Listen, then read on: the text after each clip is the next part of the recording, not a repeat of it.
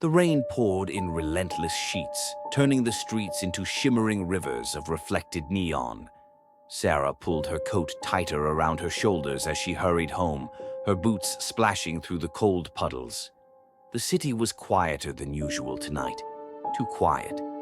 A strange sort of hush had settled over the streets, as if something unseen watched from the shadows.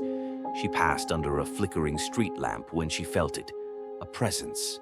A weight against her back, not touching but looming. She stopped, listened. Only the patter of rain.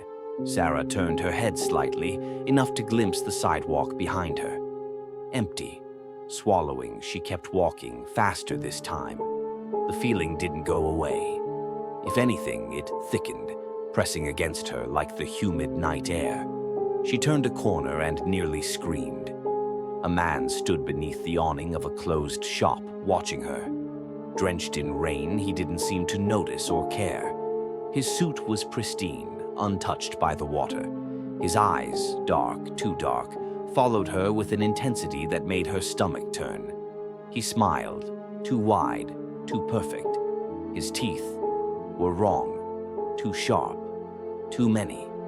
Sarah forced herself to move, pushing past the tightness in her chest. Just a stranger, she told herself. Just a weird guy. But then he stepped forward. She didn't see him move. He just seemed closer, too close, as if the distance had simply collapsed between them in an instant. She broke into a run.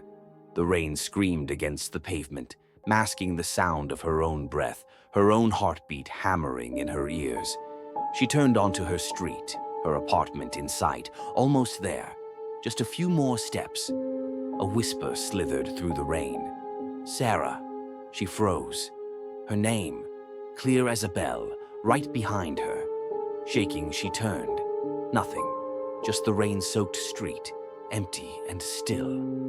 But something was wrong. The air felt thick, suffocating. The streetlights flickered violently, casting jagged shadows that twitched and stretched unnaturally. Trembling, she fumbled for her keys and shoved them into the lock. The door groaned open and she stumbled inside, slamming it behind her. She pressed against it, chest rising and falling in ragged gasps. Safe. She was safe. Then the light bulb in her entryway flickered.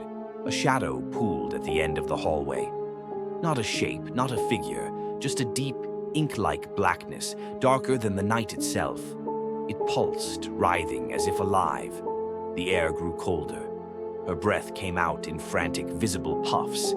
And then it smiled. A gaping, tooth-filled grin stretched from the void, gleaming like bone. A hand, long, spindly, dripping with darkness, crawled forward across the floor. Another, then another. Sarah couldn't scream.